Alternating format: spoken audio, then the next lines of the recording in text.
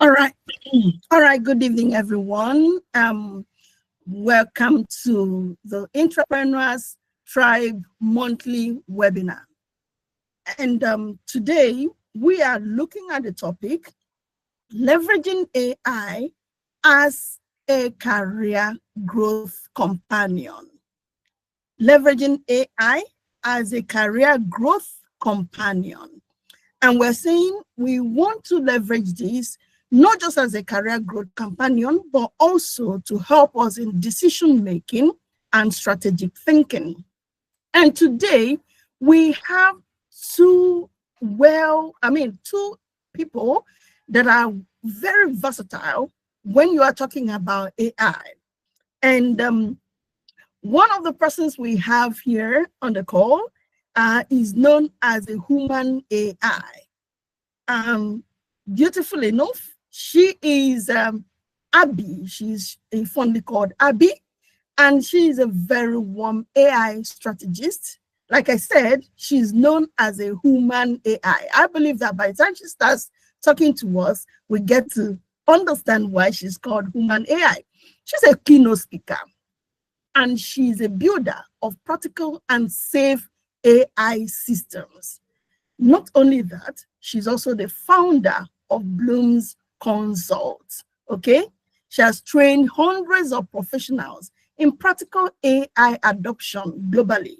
That will tell you that she's not just a Nigerian, she's a global figure. She has built AI agents for financial analysis, operations, and lead generation, saving teams 10 plus hours a week. Okay, she's a board advisor, member of Startup Bootcamp, and she's a speaker at Microsoft Teams AI community.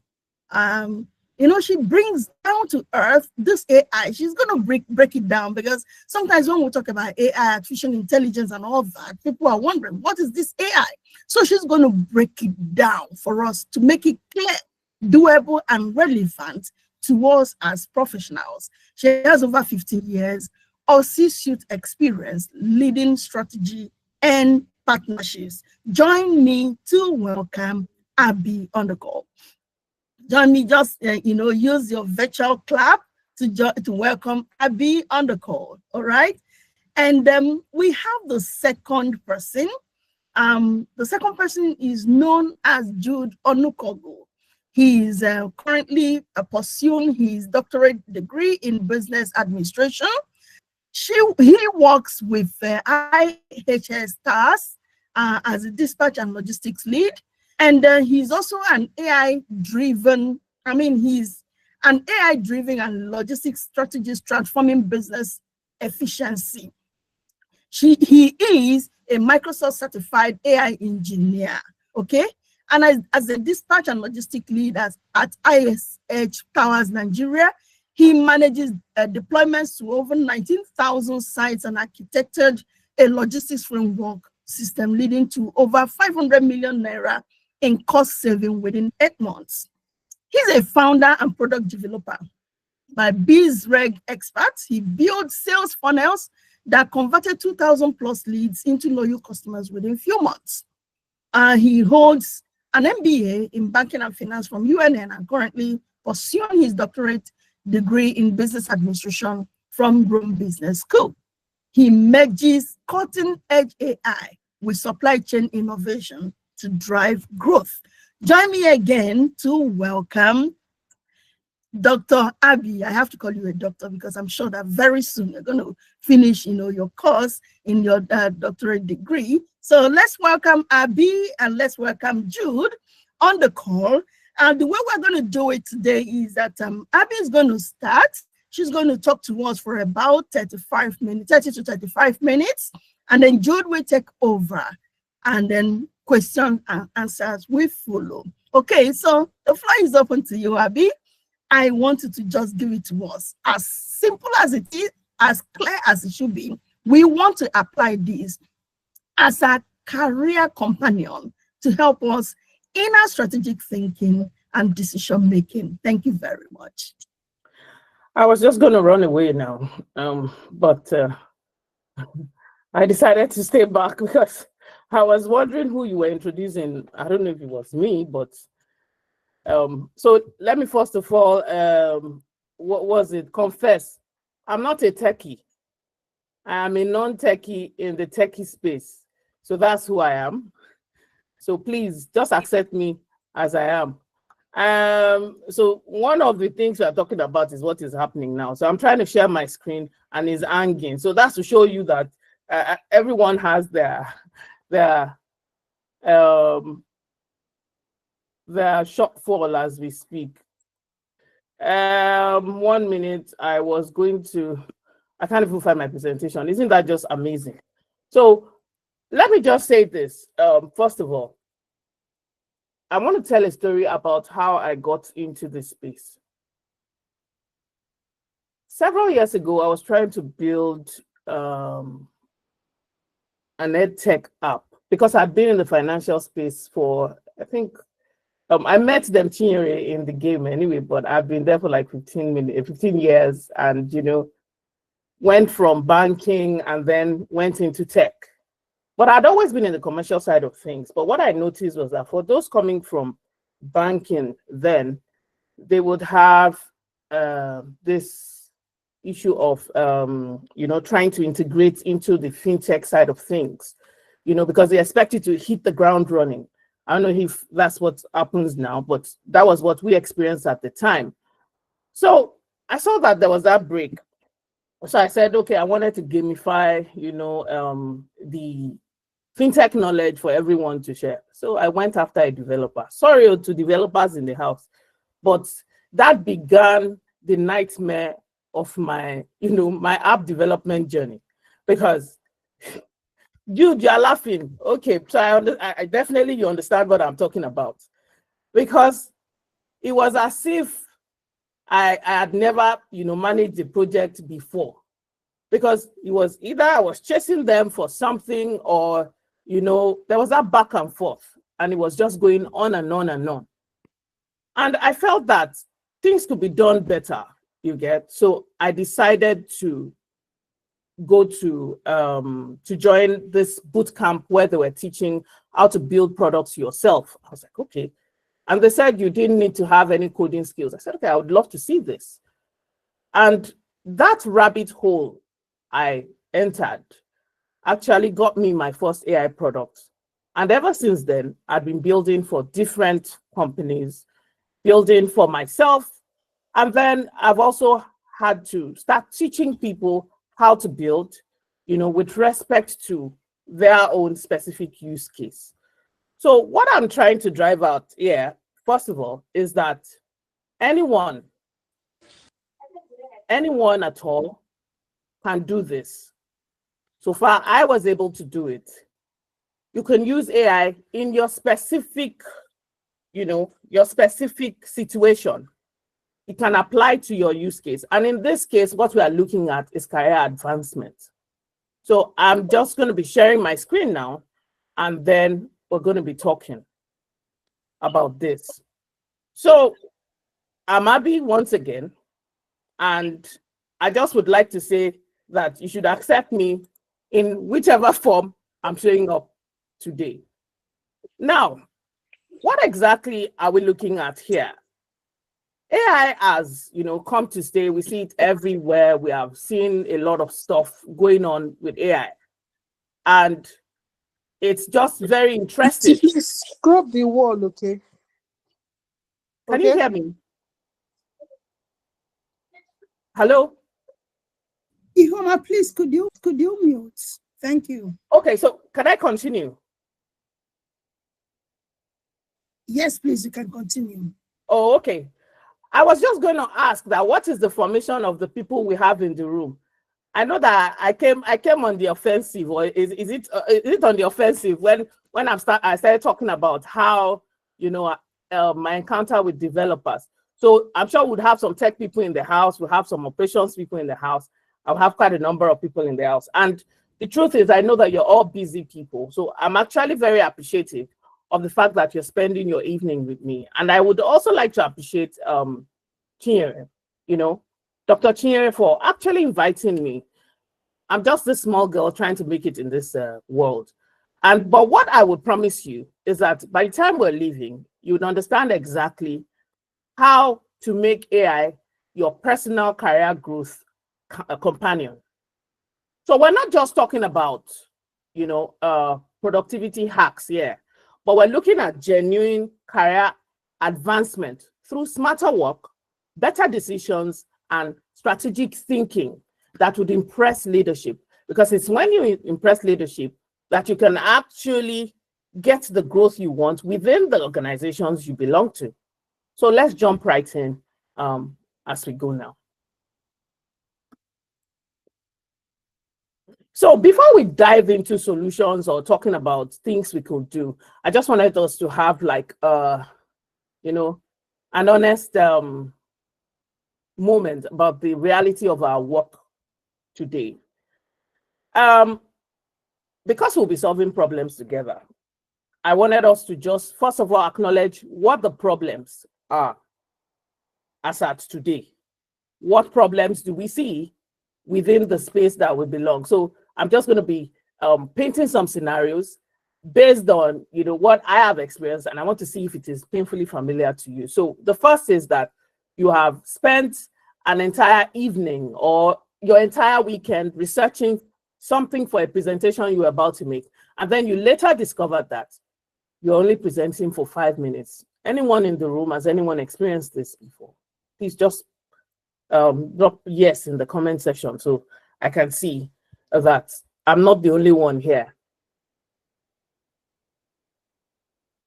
Oh, okay. Looks like I'm the only one that has experienced this, where I am exactly, I get there and then I find out that I'm only presenting for 5 minutes. Okay, good. Okay, now I can see that. Yeah. And then, okay, the next one is you thought that you had made an excellent, you know, a very solid decision at work, you know, oh, this is very wonderful. And you're feeling so confident. And then you get to maybe your team's meeting, and then a colleague just walks up to you and says, but did you check this other stuff? Did you try to consider this?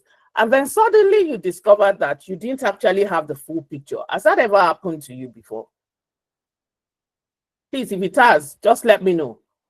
You could just drop a yes or just say something, or I mean, just let me know, or raise your hands so that way, I can see my fellow comrades in the room having that yes. So then a third one is maybe you get to a meeting, one of all this, you know, they used to call some bank wide, and say some other stuff about, you know, okay, this is what we're going to do. We need to be strategic, more strategic about, you know, what we're going to do. And you are nodding like this, very enthusiastically, that yes, but in your mind, you say, okay, that sounds great, strategic sounds great, but what does it exactly, and what does it mean in practical terms? Has anyone actually experienced that as well? Because I have experienced it. Yeah, okay.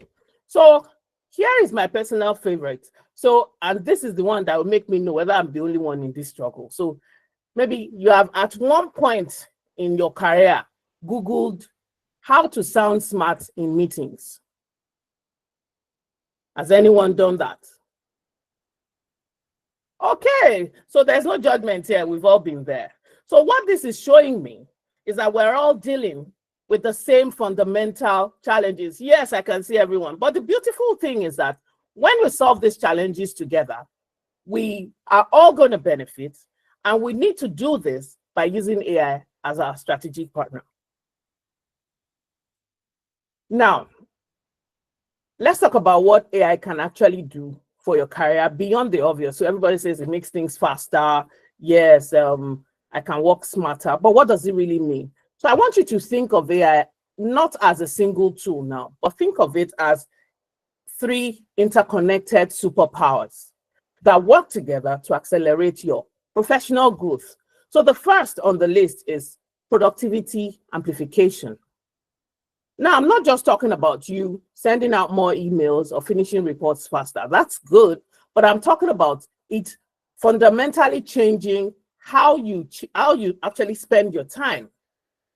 So instead of being constantly reactive, you know, the way where you're always sending out maybe responses to urgent emails, but you never get to think strategically. AI helps you to reclaim that time so that you can redirect the time to work that actually advances your career. So the second on the list is decision-making confidence.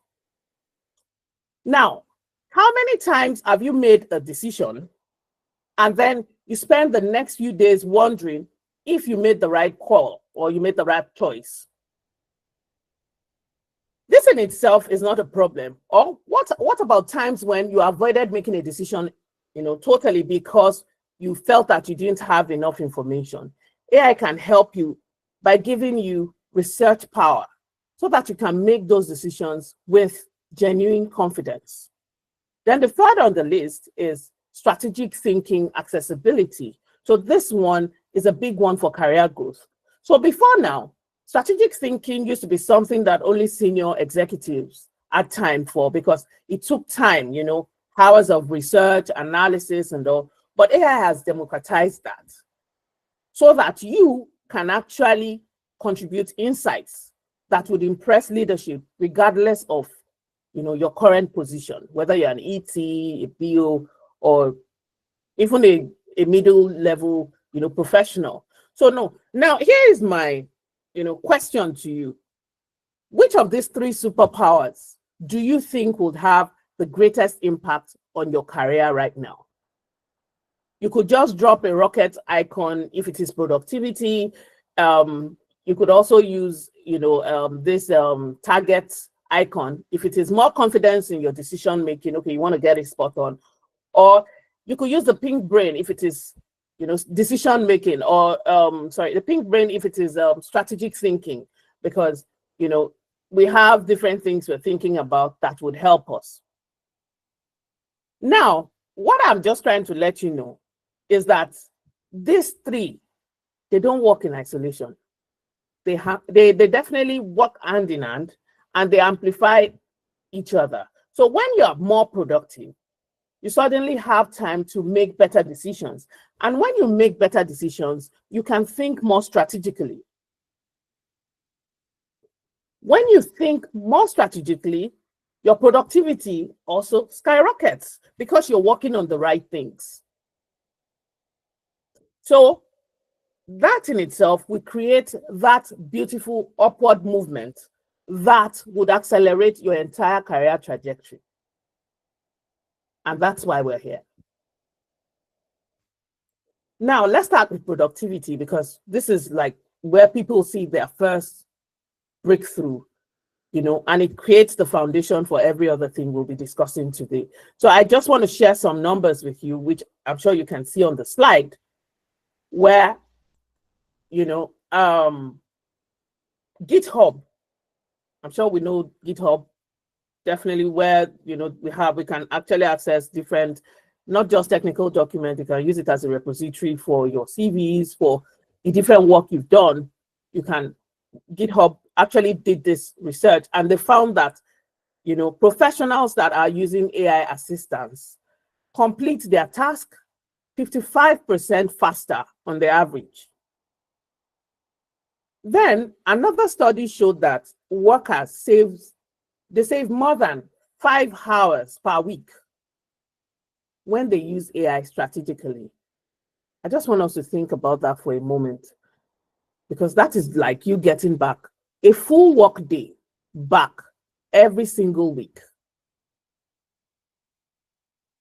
But here is where most people actually get this productivity thing wrong, and it's costing them career opportunities. So the extra time they get back, You would ask me what they use it for. Some people will use it to go back home early. I don't have a problem with that because that actually is nice for work-life balance. But it doesn't advance their career. Or even worse, some would take on the same busy work that got them stuck in the first place. The professionals who are actually getting promoted, they understand something different. So you get to use the time you've reclaimed back for career building activities. So what are these career building activities? You have strategic projects that will get you noticed. You start to build relationships with, senior colleagues or leadership, You develop skills that, you're using that time to learn skills that will position you for advancement. Or you do some deep thinking about business challenges that will lead to innovative solutions. So you're not just bringing the problem, you're bringing the solutions with it because you've had time to actually think about it. So let me give you a practical example. So there was this marketing manager that I used to know who was spending 3 hours every week on researching market trends for our monthly report. But now, using one of the AI tools, Perplexity to be precise, she now spends just about 30 minutes in getting even better quality research.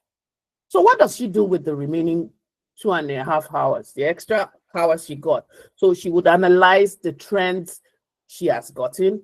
She would analyze what it means for our company's strategy.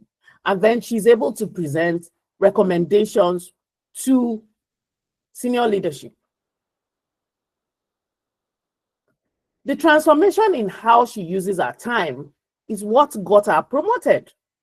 So do you see the pattern here? It's not about time savings alone. It's about you transforming the type of work you do. So this career advancement formula is really simple. Extra time equals capacity in strategic work, which equals leadership recognition, and then equals promotion opportunities. So if there is a task that takes you so much time, way too long each week, please, you can write it in the comment section. Let's just see how AI can give you back more time, so that you can invest the time in career advancing activities. Well, I haven't seen anything in the chat. I don't know if people are writing or I'm the one not seeing it. Oh, research strategy. Now I am seeing it. These are actually perfect examples of where AI can actually save you time. It can actually cut your time investment in that by 50 to 70% while improving the quality of your output. And that's the sweet spot where productivity becomes career advancement. Now, let's talk about decision making, because this is where AI can actually really transform your professional reputation and open doors that you didn't even know existed. So think about how most workplace decisions get made in your own experience. So you have limited information, you're under time pressure from your manager, from your clients, and you essentially want to make the best choice you can with what you happen to know at that time. Sometimes it will work out brilliantly, but sometimes it wouldn't. And then you spend sleepless nights wondering whether you made the right call. So this will be one of the best ways where AI can actually help you change, areas where AI can help you change the game. So instead of you making decisions based on incomplete information, you're able to quickly do your research, all angles, and instead of actually relying on your gut instincts, it has its place, it has helped us in some way, it has saved us, but you can back your intuition with solid research and comprehensive analysis. So I will give you a framework that you can practically start using this week. There are 4 steps, but they will transform how confident you become with your important choices. So the first is to ask AI to help you understand the full context. So you're giving AI a role as your strategic, decision maker / consultant. And then you're explaining the entire situation to AI. But instead of you jumping straight to what should I do, you are starting with, help me understand all the factors I should consider in this situation. This gives you a foundation that most people skip. Then 2, you explore different scenarios with AI. So you're asking questions like, what could go right if I make this decision? What could go wrong? What are the potential short-term implications or consequences versus the long-term implications? So this kind of scenario planning used to take hours, but now you can easily get it done as quickly as possible. And you definitely need a team if you were going to be doing it. I was in a gathering earlier today, and someone was telling me that AI is like 2 of our assistants. And that's because things that would take different people, to do, you can get it all in one sitting. Then step 3 is using AI to identify your blind spots. So this is the game changer question. So you're asking AI, what am I not considering about this decision? What factors am I overlooking? Because AI is able to help you think about those angles you may not have, thought about, you may not have considered, or might not have occurred to you. Then the 4th one is trying to simulate the different stakeholder perspectives. So you're asking, how would my manager, likely view this decision? What would my clients think? How would it affect other departments? So that's giving you like a 360 view, 360-degree view of your choice. So you're not going in blind. So I don't know if you've seen how comprehensive this can be. Instead of you just going to ask maybe a colleague for a quick advice, you can add the colleague's advice to it, but at least you already have like a firm foundation before making your decision, and you don't need to go alone with your gut feeling. So now the career impact of doing it this way is actually enormous. Because when you consistently make well-researched decisions, you build a reputation for sound judgment. People see you as someone that can be trusted with bigger and more important choices. And when this happens, you're the one they turn to when the stakes are high, because they know that they would get something very solid from you. And that's how careers actually accelerate. Now, let's talk about strategic thinking. This is actually the most, career transforming capability that AI can give anyone these days. So like I mentioned earlier, before now, it used to be reserved for executives, senior executives, and expensive consultants. I'm sure most of us have seen, I don't know if they are here, but I just wanted to, the people that will come and tell us what to do, in our offices. And at the end of the day, most of us don't get to implement it. I don't know if we have, well, I'm not mentioning names, but I expect anyone who has been in that shoe to understand the people I'm talking about. Yeah. So we have them there to help us. They'll do the research. They'll come up with competitive, landscape, and then they'll now synthesize the entire complex, information into insights. But most professionals don't have that luxury of time. You don't even have the time to do it, but AI can help you do that now. So you can research market trends in minutes. You can understand what your colleagues or your contemporaries in the market are doing. Your competitors, why are they doing it? You're able to also understand that. You're able to spot emerging opportunities that others are missing. And then you can analyze business impact as well of potential changes. All that didn't used to be possible, but now you have it. So the beautiful thing is that when you start doing this analysis and you start gathering all those external insights and you're bringing it to your internal discussions, something remarkable happens to how people start to perceive you professionally. You're no longer someone who executes, task well. You're someone who understands the bigger picture.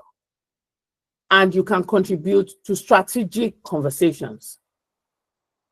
So I want you to try something out in the coming week. Pick one trend that affects your industry and then spend 10 to 15 minutes researching it with AI and bring it as share it with your contemporaries, maybe in your next team meeting, and just bring it up as a discussion point. And then you're dropping the insights, maybe in a casual conversation, and watch how people would respond to you. The respect will come, and then they see you as someone who actually cares about the company. So this shift from task execution to strategic contribution is what separates professionals who advance quickly to those who get stuck.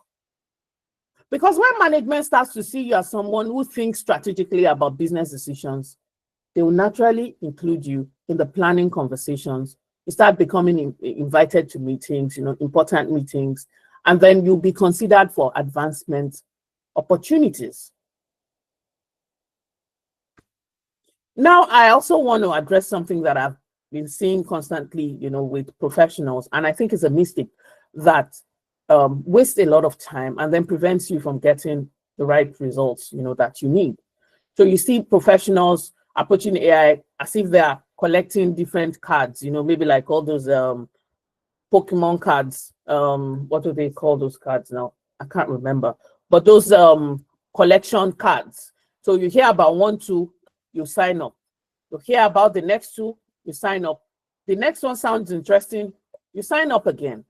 So before you know it, you have about 10 different accounts for 10 different tools, and you're not particularly good at using any of them. So you become overwhelmed by all the options you have before you.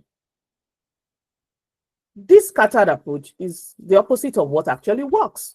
Those who actually get the real career benefits from AI, they understand that you don't start with tools, you start with your specific challenges. So here is how you think about it. So instead of you saying, what AI tool should I try this week? You should go with, what specific problems do I need to solve? Where do I get stuck constantly or consistently? What takes me way too long every week? Once you're clear about the actual challenges you have, then you can build systems that solves those challenges effectively. So let me just quickly give you a framework for this approach. So the first is for you to, first of all, map your current workflow for one important task that you do regularly. So it could be report preparation, it could be presentation, it could be your research, any one of those things. And then actually write down the steps you currently take. And then you need to be honest about where you get stuck and what really takes you the longest. Secondly, you need to identify the type of help you need. After identifying where all those bottlenecks are, you need to understand what actual assistance would make the biggest difference to you. Then the third is for you to choose a tool that addresses that particular challenge. The different failure points, you choose a tool that addresses it. And then you need to choose tools that actually work together, not, tools that do random things. Because what you want to do is for you to build a pipeline where each step feeds into the other one naturally. Then the fourth one is for you to build a workflow where tool A will feed into tool B, and then you get your final outcome. So this helps you build a smooth, repeatable system. So let me just let you see how that works. So maybe you have to do a presentation, a market research presentation. So normally, maybe you would work with, so you start off with Perplexity for your market research. And then that feeds into Claude for your analysis and insight generation. And then from there, it feeds into Gamma, for your presentation structure and messaging. So each of those steps are actually building on the previous one to create that cohesive final product you need. Now, the career impact of this is that when you build repeatable systems, you get consistent results. And when you get consistent results, you build that reputation for reliability and excellence. And once you have that reputation, advancement opportunities will definitely come. So all those bottlenecks we talked about before are perfect starting points where you can actually, see as an opportunity to build a systematic approach that will transform not only your productivity, but the quality of your output. Now, I was just going to use a real, as in success story to just talk about, something that I've seen happen to someone. And I know that some of us will be able to relate to this. So a professional was facing a challenge that was affecting our work output, our work quality, and our personal life. So every time she had the major client presentation coming up, she'll spend all weekend doing it. She'll start to research on Friday, dig into market trends on Saturday, and then Sunday she'll prepare slides and then go and, deliver on Monday. But that pattern wasn't sustainable because she was exhausted. Our family was frustrated because even the funny thing is, you would think that because she invests that much time, she would have enough time to understand the strategic implication of what she was delivering. But she was just delivering, she was just reporting information. So when we sat down together to map out our current workflow, the inefficiencies became very evident. So she was spending a lot of hours, that could actually either be Googled or, that could actually be done through those other tools I mentioned earlier. She was spending those times trying to make sense, looking for patterns and insights and all that kind of stuff, especially when she was dealing with public documents. So I was going to do a short demo with respect to one tool that also helped her, and that is Notebook LM. I know quite a number of us might be used to it, but I find that quite a number of professionals I've spoken to in recent times don't really know the extent to which it can work for you. Now, I'm going to switch my screen just to share my Notebook LM.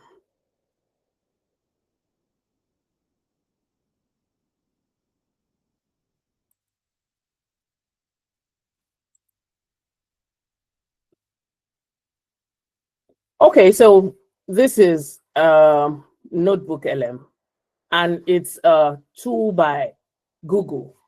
So most of us have this problem of, our business documents or different things are in different areas. So we have maybe the quarterly reports elsewhere, client feedback, meeting notes, sales, all those kind of stuff. So when you now need insights, you get those reports, you start looking at it, sifting through to see the particular information you need.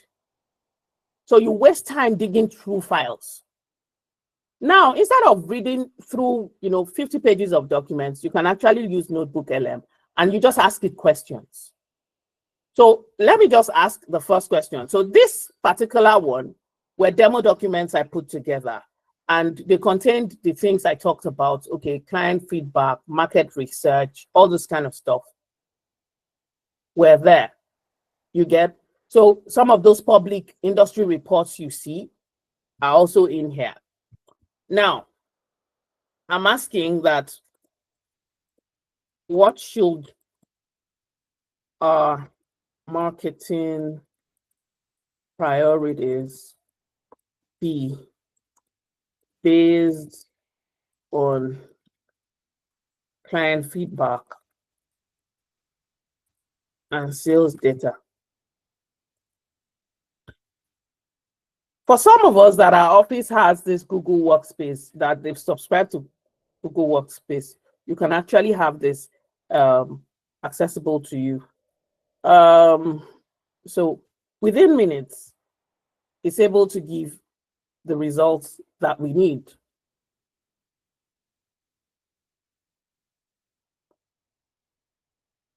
So, and one beautiful thing about it is that it would also reference where it actually got that statement. So that way you can go back and check and say, okay, this is where I got it. Because most of us, we tend to cite, the things, the statements we pick for, the insights we pick from all this so that people could see the sources and all. So all that is there. Then the second one, which I think might be useful to quite a number of us here, is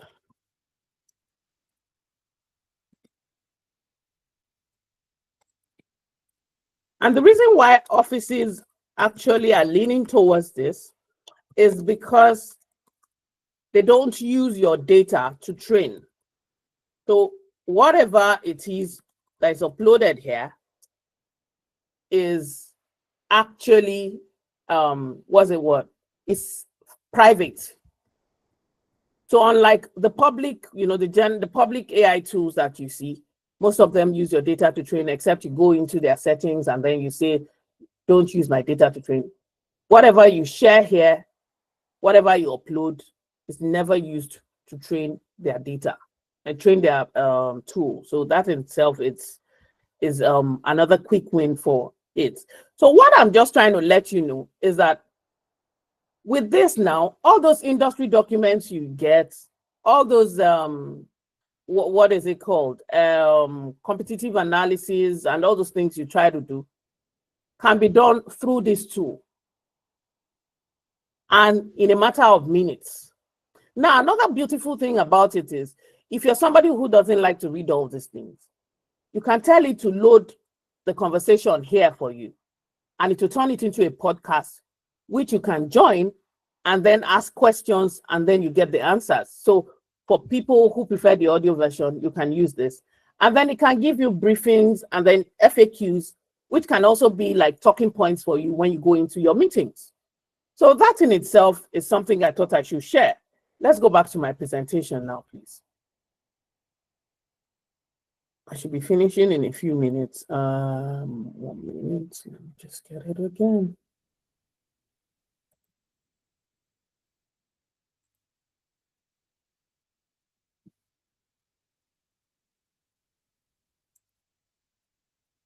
Okay, so that in itself was what we're able to use for that professional I talked about, that one, and then those other tools I had mentioned earlier. So we were able to actually identify our specific use cases and we're able to help her build a connected workflow. By the time she had that, the transformation was very remarkable because now our weekend work, what will take her a whole weekend to do, will take her just 2 hours in the afternoon, and then she's done it and she's moved on. So the career impact for her was even more significant. It was more than the time saving for her because she was able to think strategically about the things she was seeing from her research. And then she's able to make, very good insights, give it to her boss. Oh, this is what I've seen. And then when she's making the presentation, she's even able to talk more confidently because she had gone through the documents and she has the insights she needs to actually make such discussions. So the quality of her presentations also improved and her manager saw this. So she was invited to actually present to more, senior clients. And once she started getting invited to those rooms, started getting invited to strategic planning sessions and all, you know that the rest is history. So that is why I'm saying building systems rather than using tools is a much more efficient way for you to get, the space you need for the strategic thinking that will position you for advancement. But remember, it's very important that you don't copy someone else's system. You all have your own individual way of doing things. So it's important to focus on that. Now,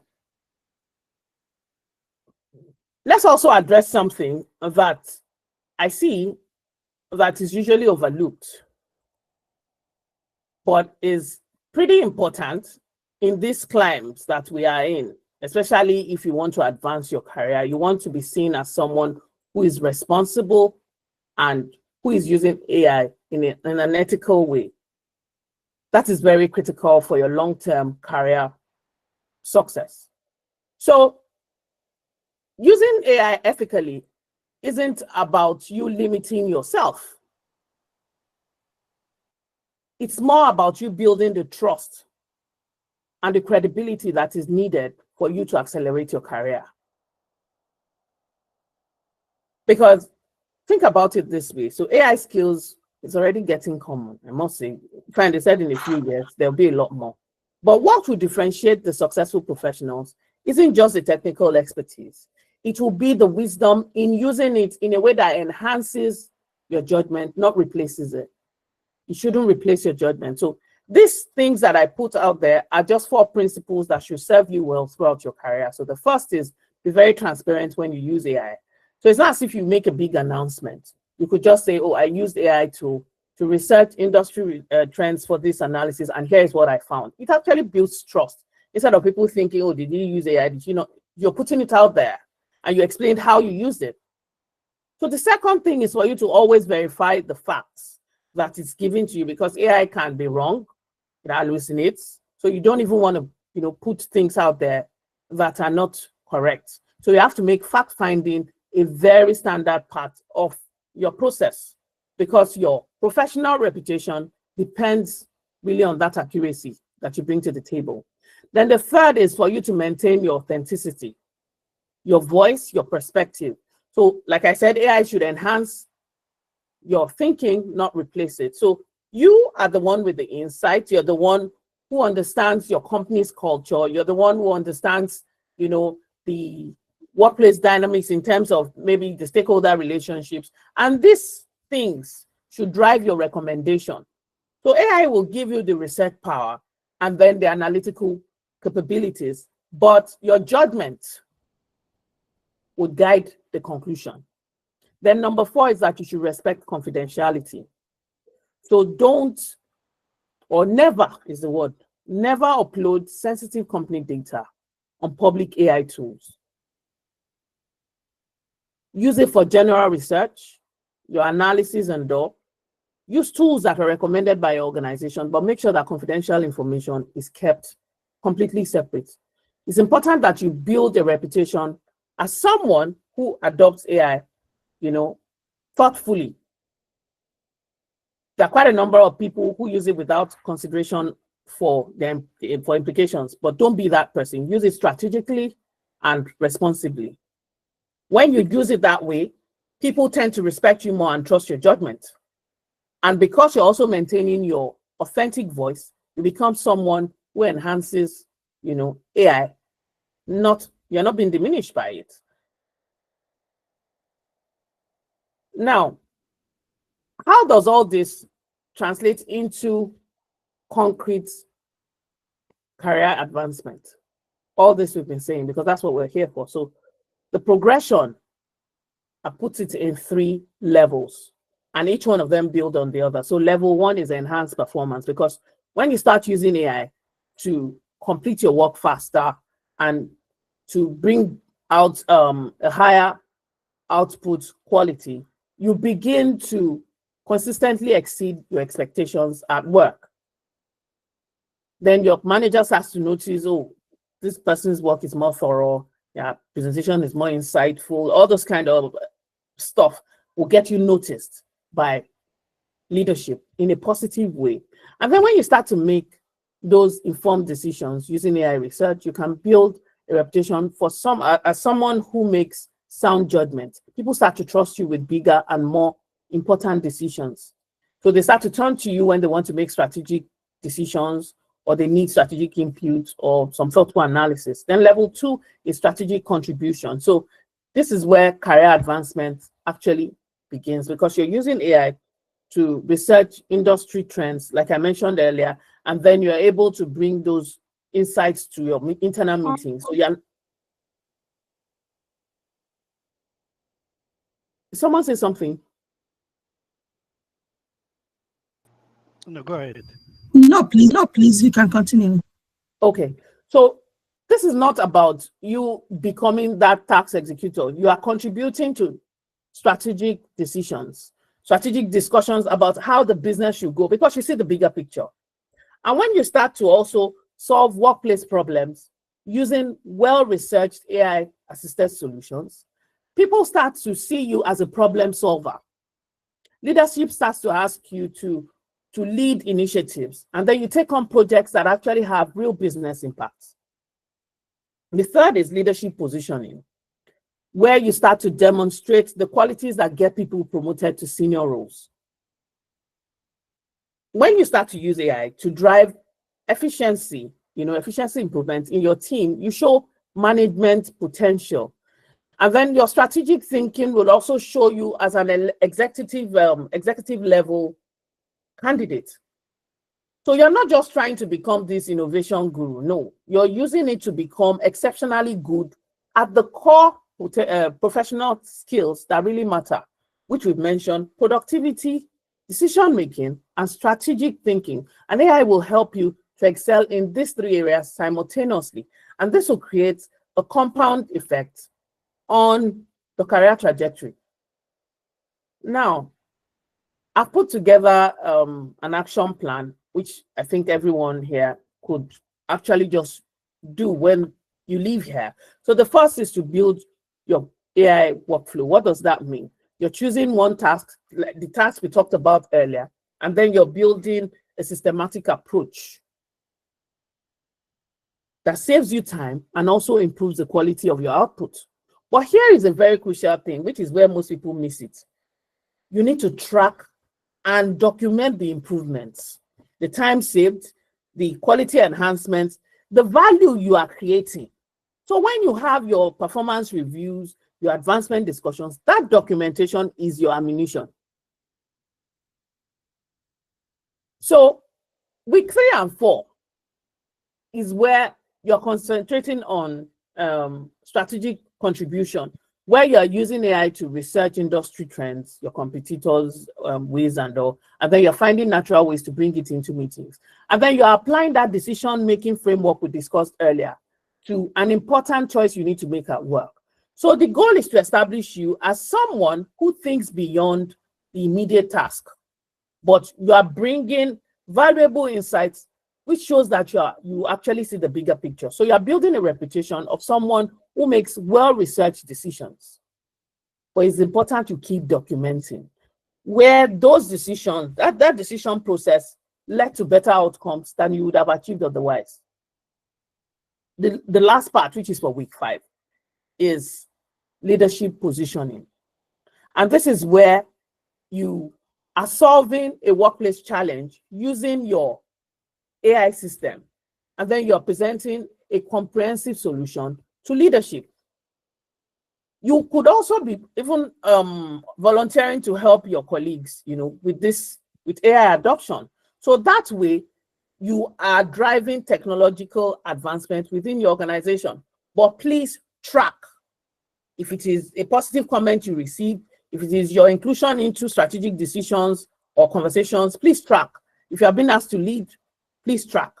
That way, you are recording the real markers that is showing that your AI skills are actually transforming into career advancement, rather than you just having some technical competency. Anybody could have that. So please, this is the second to the last slide. I just want us to make a commitment in the chat. One, workflow you will build, and then the specific career outcome you're targeting. Could we quickly do that, please? I've not seen anyone who. I'm using Torchlight to check the chat box, to check the comment section.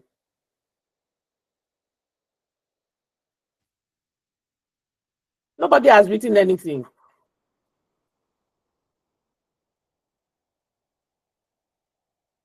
So we're not going to do anything from here. Hey, this is serious. So, cheer. I didn't get anything here. Oh. Yes, Is it that we're please. thinking about it? Maybe you repeat the question again. Okay, So what I that, just asked is, which workflow are we going to build first? And what specific career outcome are we looking to achieve? Are we targeting?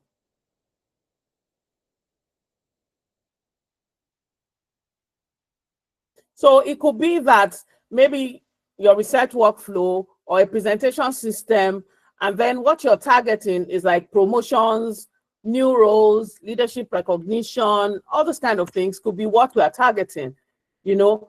And it could be that we also want to be like a global, you know, a global candidate. That in itself, okay, I've seen something from. So it's just about how it relates to our own roles. You know, every one of us have our different roles here, and we have our work style. So what will work for you, and the result it will bring for you. So I don't know if your surname is Adakole or Adama. So could you please also let me know what career outcome you're targeting? Promotion. All these are actually achievable when you implement these AI approaches systematically. Because what you're trying to be is that indispensable person through AI-enhanced performance, decision-making, and strategic thinking. Now that we've gotten to the last slide, I just want us to have I want to leave us with a clear understanding of the choice that we have before us and why the timing of this choice matters more. The reality for me, okay, Augustina, I've seen that as well. We can all do this. I must say, we can definitely do this.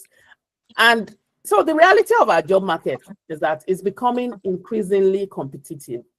So remote work has opened incredible opportunities, you know, but one thing it has also done is that it has created global competition for the best positions. So now AI skills aren't just nice to have. They have become essential for us to stay competitive. So here is what makes this moment very unique. You're still early. Some professionals still don't know how to use it strategically. So I have sessions with people, you know, regularly. And then you find out that what most people get to do is, oh, I use ChatGPT to compose emails, or I use it to do design. I use Canva. People say that, fine, it's good. But using it strategically, strategically is very important. So, and then there are people who are intimidated by it or who are completely ignoring it. There was a place I went to give training, and their boss was like, he doesn't like AI. I'm like, you don't have to like it. You just have to use it strategically. It's just like, you know, when they say know your enemy. That's basically what it is. So the choice is very straightforward. You can either use AI to work smarter, make better decisions, and think more strategically, positioning yourself for accelerated career growth, or you can stick to traditional approaches and then watch other professionals advance past you using those capabilities that are freely available to everyone. So this is happening today, and I need you to take advantage of it. So I've seen the things you said you would build, the commitments and the ambition is fantastic. The energy in this room, I love it. But please, let's just remember that your future self, the one who would get the promotion, the one who would, you know, get that leadership positioning, the one who would get the management recognition, the one who will be known as a strategic thinker and result driver, that person is counting on you to begin implementing those approaches immediately. Thank you so much for this opportunity once again. And I believe that your AI-powered career advantage begins the moment we close this session and you begin to actually build your first systematic workflow. Go and make it happen and make it count. Thank you. wow. Thank you so much. You see why I said that she's human AI. Thank you, Abby, for this wonderful insight. I believe that every one of us that we've picked a lot from your presentation. But if I may ask, is it possible that we get the presentation slide after this meeting?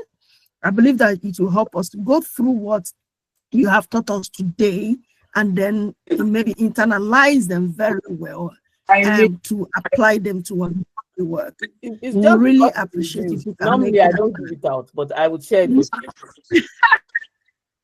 All right, thank you so much. Really appreciate you. Thank you. But please, we'll ask you that you should please still stay back because after Dr. Jude, we will still have opportunity for questions.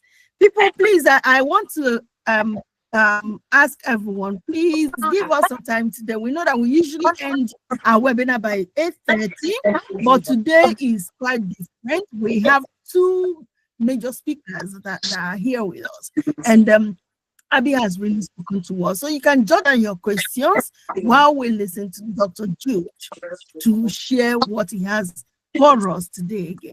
Dr. Jude, please over to you. Thank you. Thank you, Dr. Chinyere. Can you hear me clearly? Please let me know.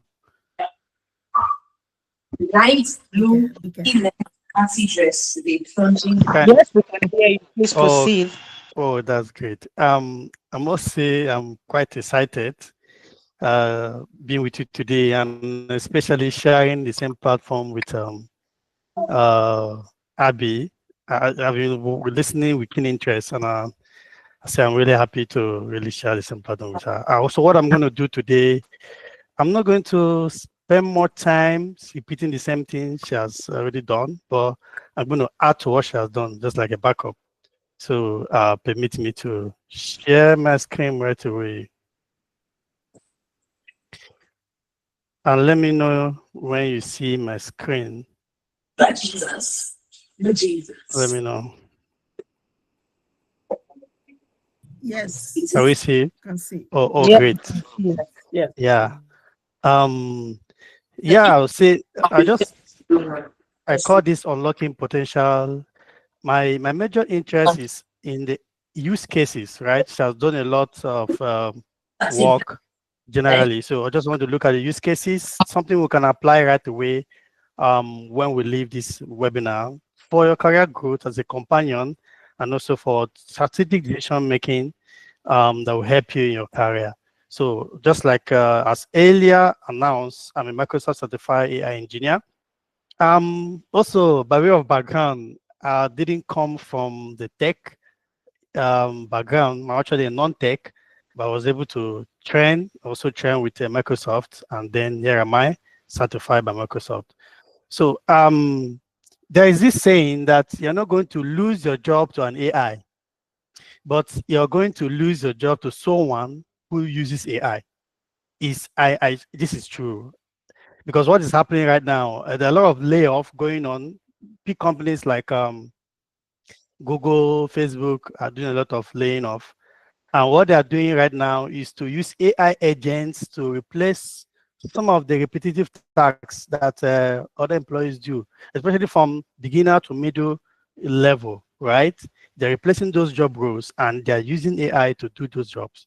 So that is why it's very important that today you master those skills so that at the end of the day, you know, you still be relevant in this. Yes, the lot of hype around AI, just like Abby has helped us to demystify most of this hype. But it's all about the practical and positive impact when you use them. Now, I just want to tell you something. Let me do something here. Can you see this presentation, this PowerPoint presentation as it is? Yes. So what if I tell you that everything you're seeing here was done by AI? Does it in any way sound interesting to you? Does it pique your interest? So you see that I used Gamma for this. What I did was just to pen down my thoughts in Microsoft Word and then upload it to Gamma, and this is what you're seeing here. So basically, how beautiful the presentation slides look, that's how much more of what AI can do for you. So you see there are a lot of positive impacts if you start applying or using AI to improve your productivity. Imagine if I'm to do this by myself, all these designs, all these images, probably It could take me hours to prepare them, but this was just 5 minutes, upload, and then it generates these slides.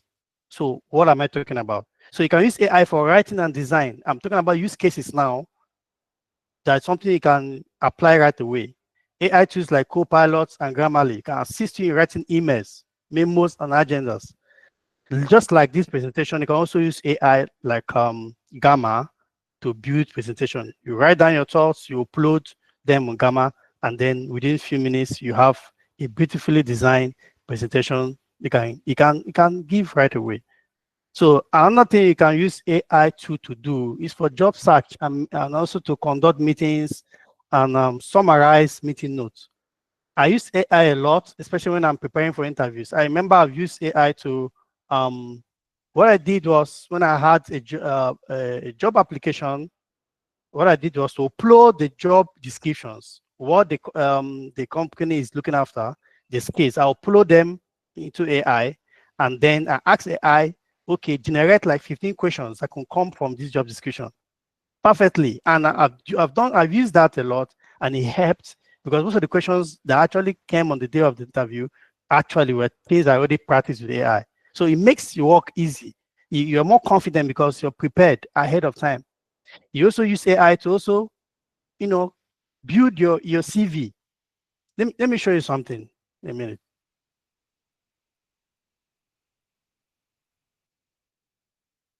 Now look at this. Look at this. This is can you see my screen? Yes, we can see. This is Kick Resume. This is Kick Resume AI, right? So you see, you could really upload from LinkedIn profile. I uploaded this from my LinkedIn profile, and he was able to design this beautiful CV. And you could do this in minutes. Right? You see, you can build from scratch. You can use AI, import from LinkedIn profile and rest of them. And even my LinkedIn profile was also designed by AI. So this is something that you can actually apply right away while, to make your work easier. So AI can be used to build your CV and also to prepare for interview or for job interview. And also for meetings, while you're having your meetings, AI can summarize the meeting notes for you and then share it with the attendees. Okay, you can use tools like Teams Maestro. If you're working with Microsoft Teams, Teams Maestro is an application also in Teams, Microsoft Teams, right? Because that's what my organization uses. And other tools like Fireflies and Otter can also summarize meetings for you. Fine.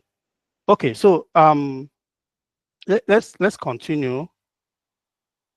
Let's continue. So now for your career development with AI, for example, initially, like I told you, I didn't come from the tech background, but I was able to master Python because when I wanted to learn AI agents, how to build AI agents, I had to learn Python, right?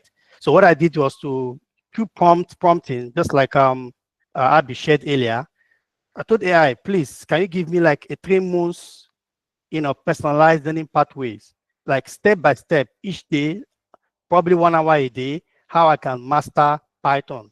And definitely that's what I followed, and it worked for me before I now went into training with Microsoft. So you can do that. For example, you want to be a product manager tomorrow.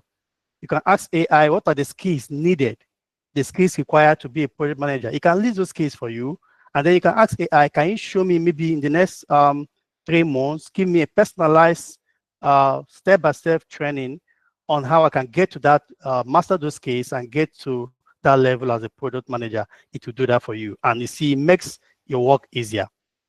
Okay. So tools like ClickUp is mainly a project management tool, but you can use it to schedule meetings, team collaborations, and also to manage tasks. With AI. You can use AI also for data analysis. Presently, most organizations, your manager can come to you and say, okay, I need a Power BI dashboard. It's actually something that most organizations don't joke with. Okay, I want to have a presentation with the CEO the next 10 minutes. Please, can you present a dashboard for me for analysis? You can show the CEO. Now, you can use Power BI to do that. But at the same time, you can also use AI tools. Just anonymously upload the data into those tools. Tools like Polymer AI. upload the data into the tools, and it will create a dashboard that you can customize to fit into what you're looking for. This is something that could take you hours to do, but AI can easily streamline these processes and make them more efficient and easier for you. Okay, so you can also automate tasks with AI. We don't know the particular job you're into, but for example, assuming you have a business, right? Probably you have a website where customers can come in, type in, ask questions. Once a customer type a message in that in your chatbot, it can trigger a workflow. It can trigger a trigger from the website to probably the CRM you're going to use. Probably even if you want to use WhatsApp, it can link that particular workflow to WhatsApp. On a WhatsApp, you can conclude the deal or the transaction with the customer, and instantly it sends invoice to the customer. So these are workflow you can do using AI tools like Zapier. Zapier has an AI now that can create business workflow. In fact, there is a way you can design these things. You can even make a live call with a customer, even without the customer even think is a human being that is doing the call, but it's AI. It happens with a lot of tools. So that is basically what you can do. So there are a lot of things you can do with AI. So what I want to do, what I'm doing right now, is to show you those tools you can apply right now. Even if you have right now you want to start implementing. I just mentioned Gamma. You can use Gamma for presentations, to design presentations. You can use Copilot, DeepSeek, and other AI tools to create, to write emails, to do presentations and other things, and a lot of other tools that you can also apply that will help you, in your workflow. So the essence is to boost your productivity. The essence is to increase to build your confidence in your places of work. Even if you don't have any work right now, maybe you're doing business, you can still use AI to also improve your customer base. Like I explained earlier, that I was able to build sales funnel that converts customers to potential customers to loyal customers. You can do that with AI. So beyond the hype, basically, AI can be used for practical, positive use cases at the moment. So thank you very much. Like I said, we have time already, but just like I said, I want to add to what Abby has done already, and you can ask your questions, and we can put you through on the way forward. Thank you. Thank you very much, Dr. Jude. In fact, one interesting thing that you've said, and Abby also said it, is that both of you are not from the tech background. And meaning that any one of us, whether you are in tech or not in tech, can actually be an AI expert. That is quite interesting. And is opening up my eyes that I need to do more. And the way you learned this, I believe I can still learn it.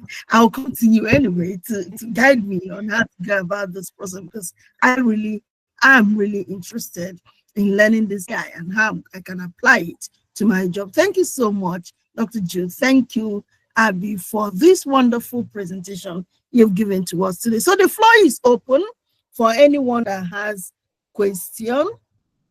If you have questions for Abby or for Dr. Jude, please, you can ask your question now.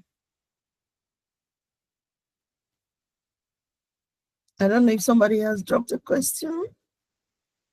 Does anybody have question, please? Or is it that we don't have any question? For me, I have, if I'm to ask my questions, then okay, somebody's ready. Victor, please go ahead. Victor, please go ahead. Okay, good evening, Ma. Good evening. Good evening to everyone. Good evening to the speakers. Thanks for the amazing section. Like I was really blown away with all that has been said, because I thought I was using AI, bro. When I know I'm not using it to the best I can. I have two questions. One for the first speaker and one for the other speaker. And thanks for doing this. Thanks for taking us through this journey of it's an eye-opening one. Thank you, Ma. Thank you, sir. So my first question is, this might not really much go in line with how you've been saying. My first question is, you mentioned the fact that everyone have their own AI model. I don't know if that was how you said it, but like everyone has their own like specific probably task to be fulfilled and AI model to fulfill that task. So we should not copy someone else's model. So I have in my head, I have as a thought, um, with this outburst of AI, there's a probability of businesses adapting AI, and then there's a probability of people building AI models to solve businesses' problem. So something, so like one system that can work for multiple businesses, and probably like opening like a source of like business for individuals. So my question is that a way to go, or do you have any thoughts as regards that? Or is this something you've explored before? I didn't hear much the introduction aspect. Um, Okay. so that's the first What one. Jude has put outside in the chat. So what I hear you say is that, okay, when I talked about the fact that your application of AI tools should be dependent on your specific situation and your use cases, and that you should make sure that you are, as in using your own specific situation, your work style and all should determine what you should use. The reason why I said this is because we have different people in the room, and I'm sure that our different roles have different responsibilities. Now, even when companies bring out, let's say like Copilot, now most organizations use Microsoft, and there's this the LLM that Microsoft has is Copilot. Copilot in itself is how would I say, a generalist, but you in your role would have how you would use it.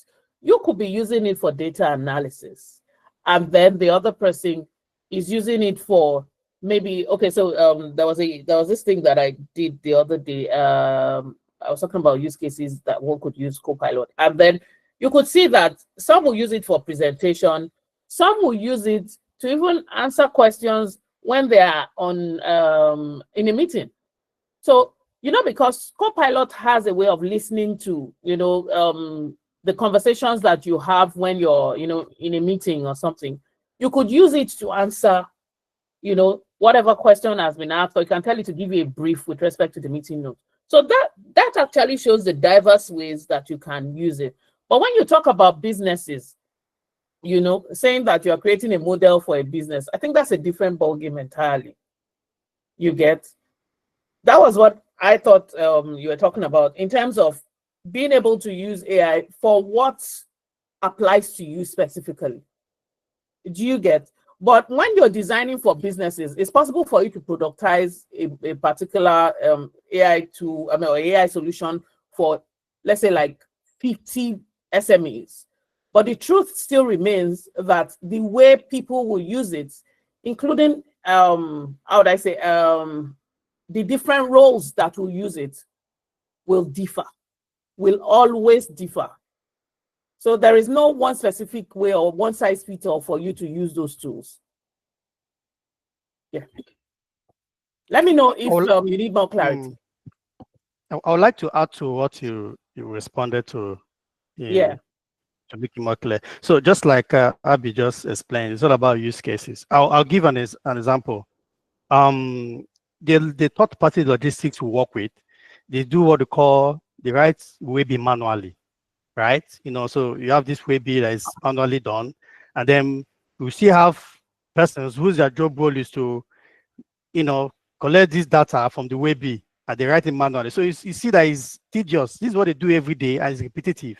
So what I did was to design using Copilot, because we work with Microsoft, right? So using Copilot Studio and then Microsoft Agile Services, AI Agile Services, to design an AI agent that can extract the data from the manual Webi. So once they scan the Webi and upload it, you can use the AI agent. The agent can extract those data and then present them like in a tabular form each data with the headings, and you just pick it and then give to whoever stakeholder that is questioning for it. So it makes the work easier. So this is a use case, right? So it's all about a specific point that you want to solve, and then you create something that work for it. I don't know if I answered the question. Thank you.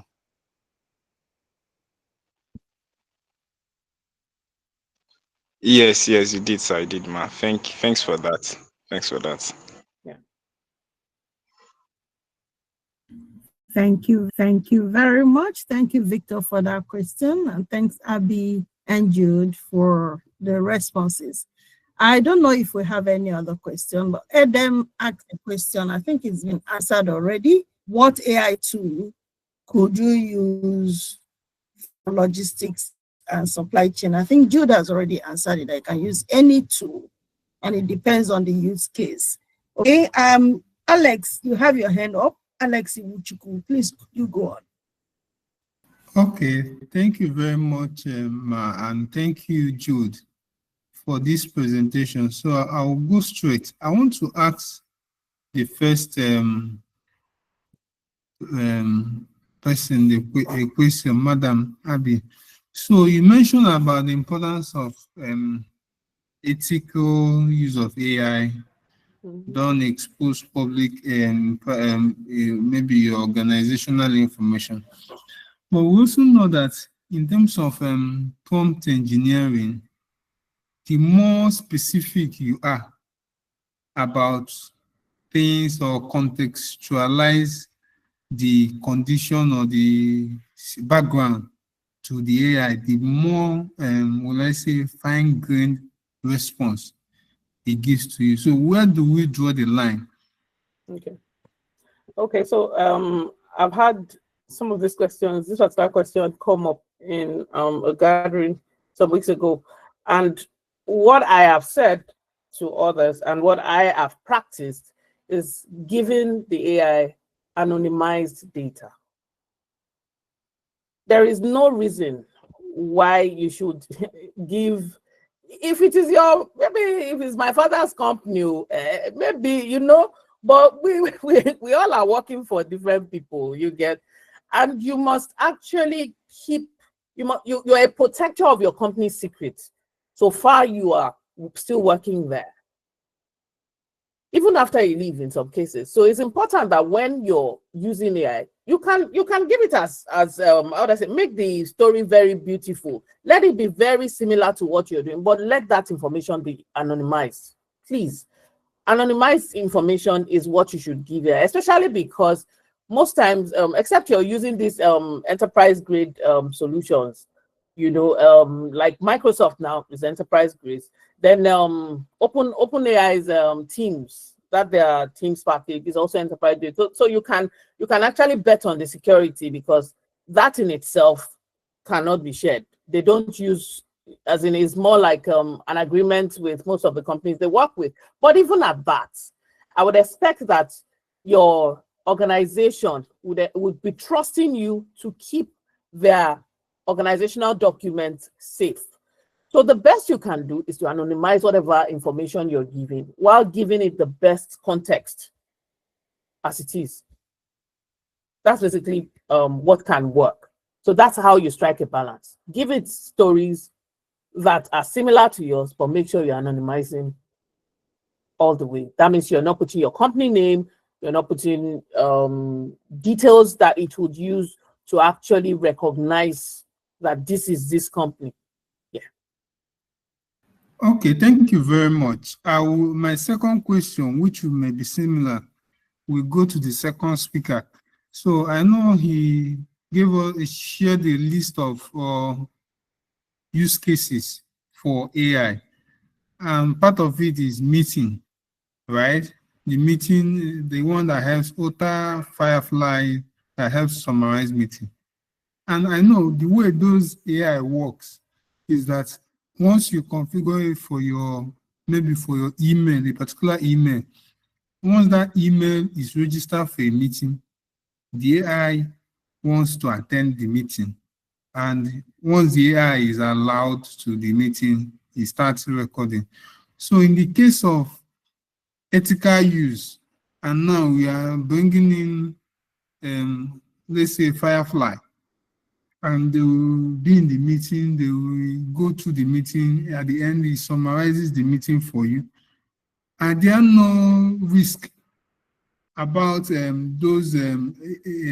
AI itself, maybe, or the people that develop the AI being able to extract data from the AI being serving you. Like, for example, the meeting, you can anonymize the meeting because people will be discussing various stuff about an organization, and the AI has to pick it and summarize it for you. So how do you also balance ethical use of AI in this situation? Thank you for that question. Remember what I said earlier? It has a lot to do with what your organization is allowing, right? So like where I work, I mentioned Teams Maestro. Teams Maestro is already part of the enterprise grade apps that work with Microsoft Teams. So I didn't go out to bring in Teams Maestro. I found it in those ones they already provided for me, and I started using it. So like every organization that adopts AI today has an AI policy.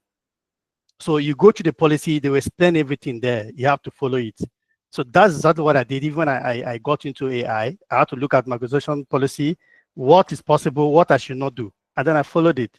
So that's, if you abide by using what is already provided, I'm not sure you're going to have any issue.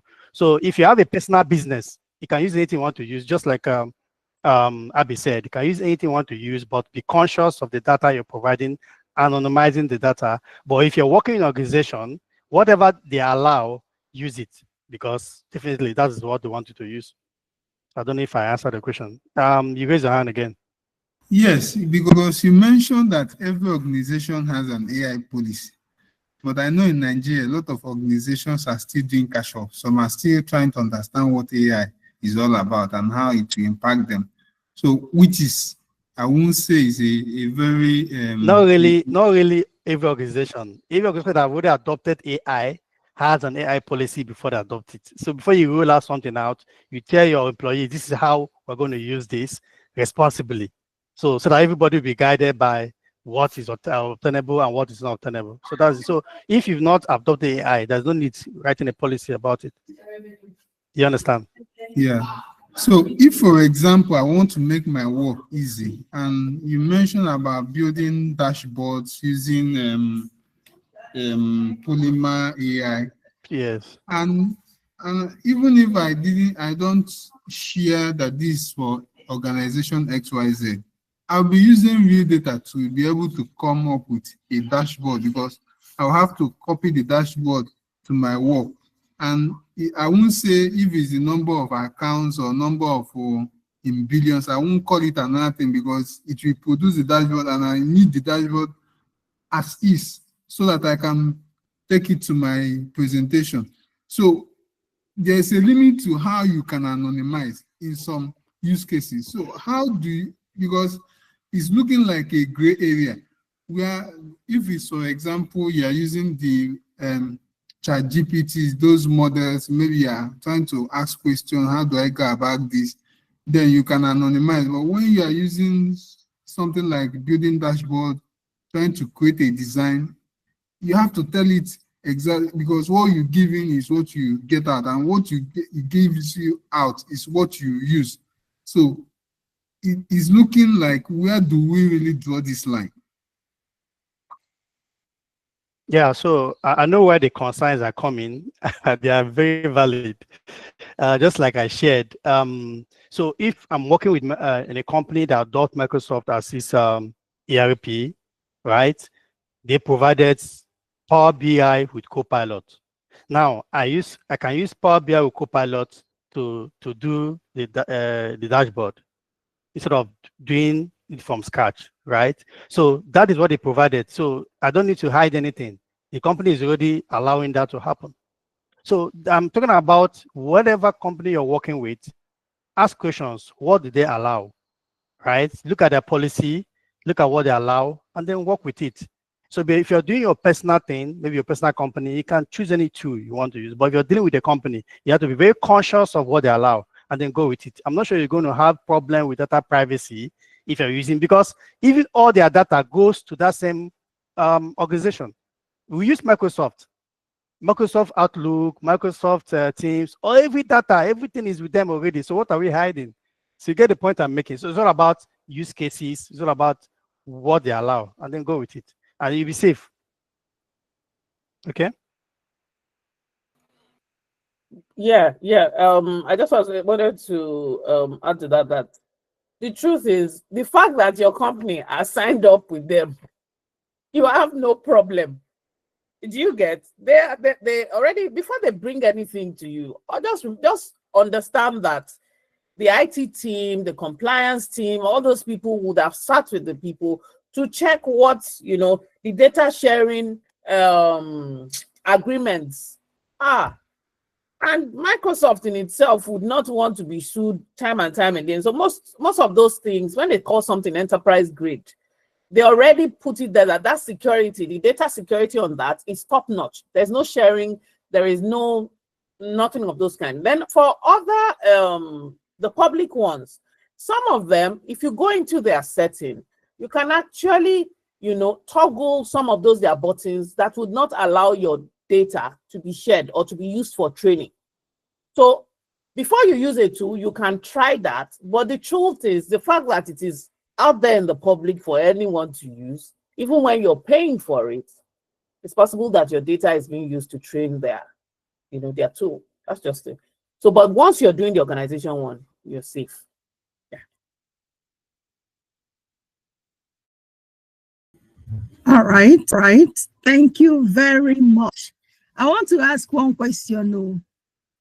I heard when Jude said that before he went on to train with Microsoft on AI, that he first of all learned Python. I want to ask you, is it a must that you will learn the Python first before you are able to, learn this and have this in-depth knowledge of AI? Or is there, what's the best way one can even start to learn this AI? Because yes, a number of us, including me, I use ChatGPT a lot. I use Gemini, I use Meta, all those ones, but I know that is not the main thing. That's just for me to give them the prompts of what I want and I get something from it. But I want to learn more. For instance, if I want to create maybe an AI agent to drive sales, or I want to use AI, for my business analysis and all those things, I know that it's not just what I'm doing now. I want to learn more. I want to do more with AI.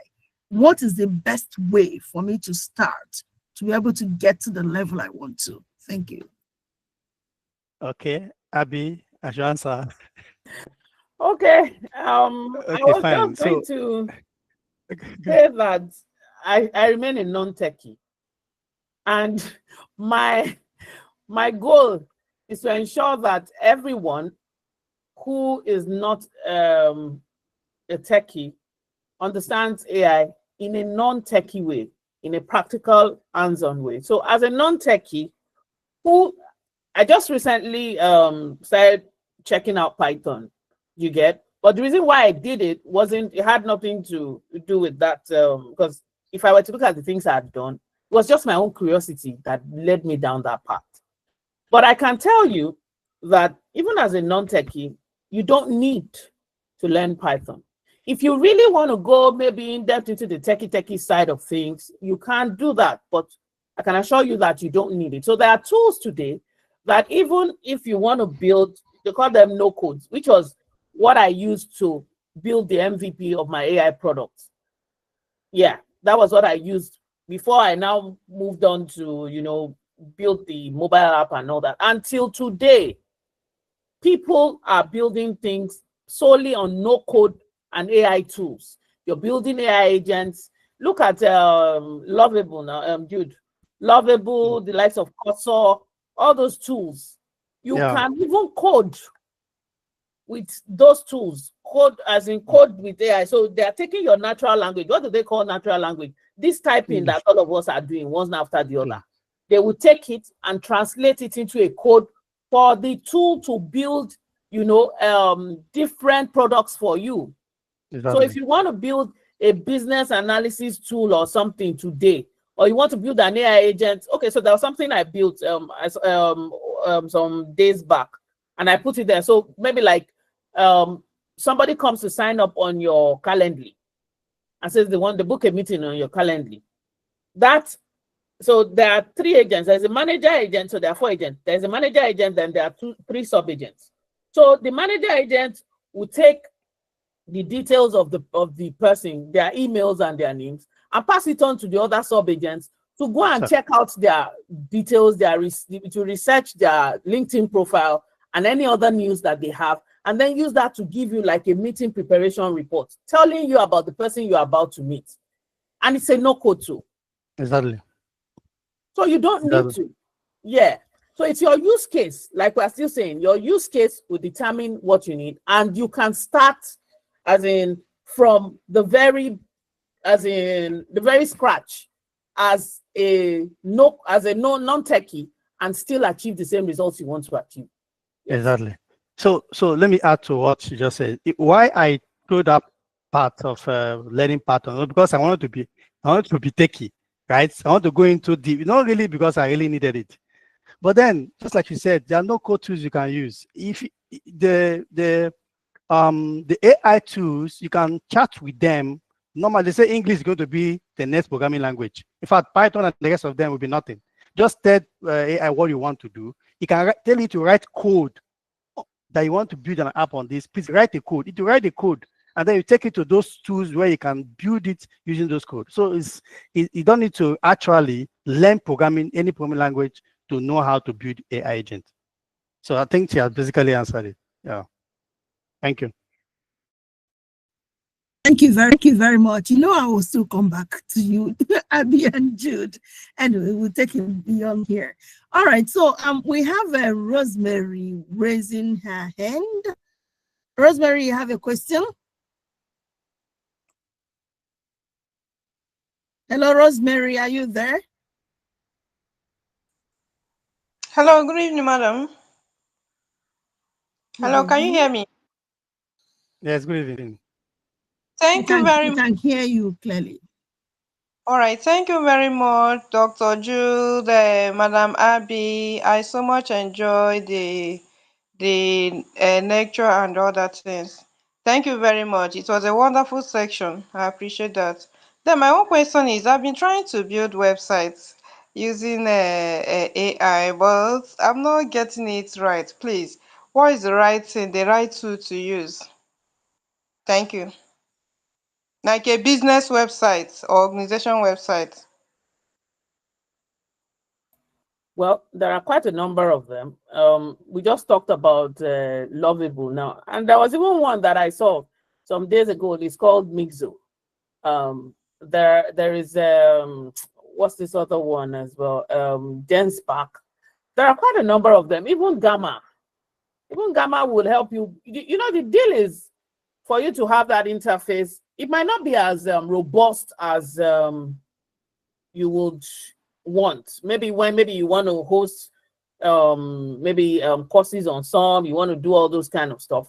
But the truth is, once you have a proper database, like most of those Lovable projects that they use to design websites and all, they have something called, I think it's Supabase.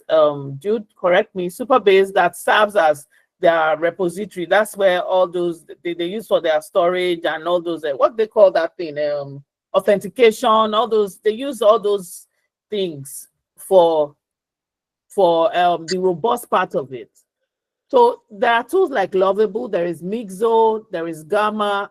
If you want to design all those websites, and they'll do it for you within minutes. It's just for you, just like Jude mentioned, and I think I also mentioned, your prompting is what will make it better. So if you give it what you want, so for me, there is this, there are 3 rules I follow. So you're giving it a character. Then you're giving it a context. So you're giving it the background. And then there's clarity. Clarity is the 3rd one. Clarity is where your instructions, telling it what it should do, the constraints, what you don't want. And because most of these tools use conversational AI, you know, you're talking to them. So even if it gives you what you don't like, you can tell it, okay, change the color. Or you go and screenshot a color you want and put it there. You tell it this is what you want. It should have a login function. It should have maybe a place where people can upload documents, all those things. Just, you can even try Lovable for a beginning. Just try Lovable first and then see how that goes. The more techy you want to become, then you can start trying all those other tools, but there are quite a number of them. Yeah. All right. Thank you. No worries.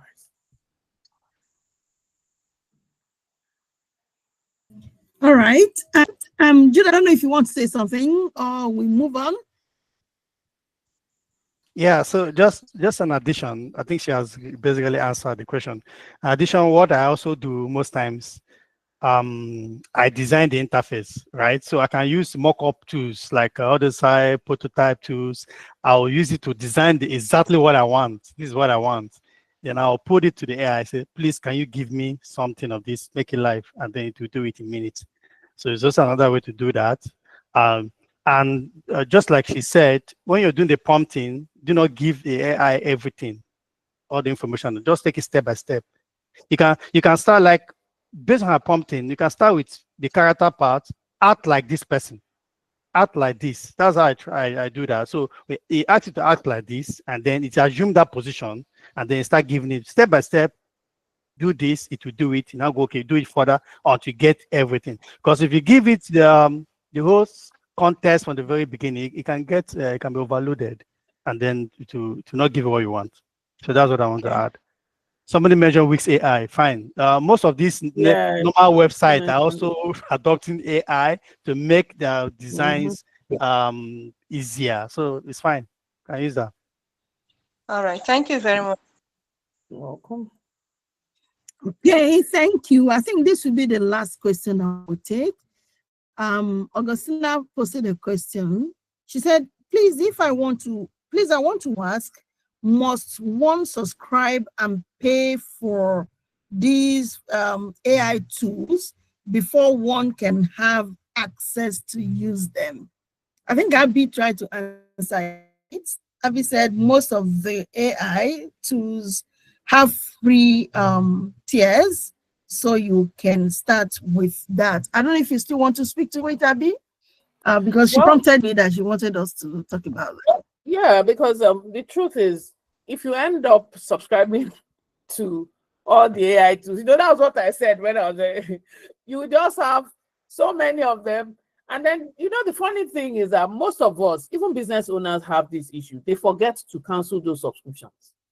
And then they keep taking your money, and you're not getting the best use of it.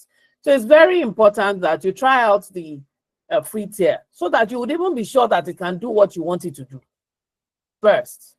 You get? And then there's this thing too. Some people will tell you that they find it very easy using ChatGPT. Some will tell you, it's Claude that works for them. Some will tell you it's Perplexity. So you want to also find out how fluid it is for you. When you find out how fluid it is for you on the free tier, then you can pay. That's what I usually advise. But let me hear from Jude. Yes, most of the ones I use are free. I've not really paid anything. I've used the free ones and they work for me, right? So I can move from this because it's not about the tool, it's all about the system, what you want. I can move from one tier to another to get what I want.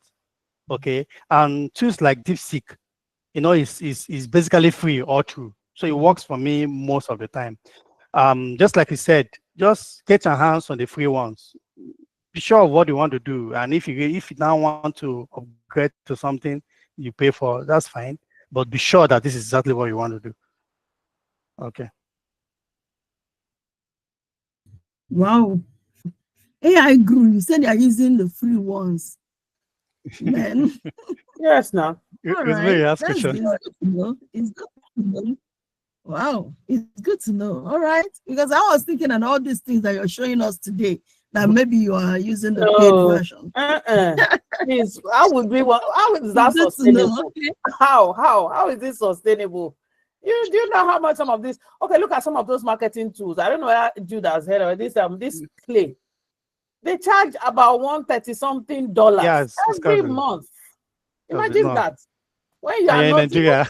even if you are the owner of the company, would you want to pay for things like that? Except you're sure of the ROI as you know that you get it as quickly as possible. So it's always very important. Most of them, if not all of them, 90% of them have the free version because they also want to give you something so that you try and then see if it works for you. The trial period might be limited. Maybe they will say, some will tell you maybe you can try for a week or 30 days.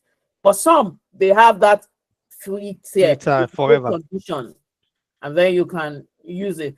Like for ChatGPT now, there are things you can't do on the free tier, but it will still give you as much as what you want.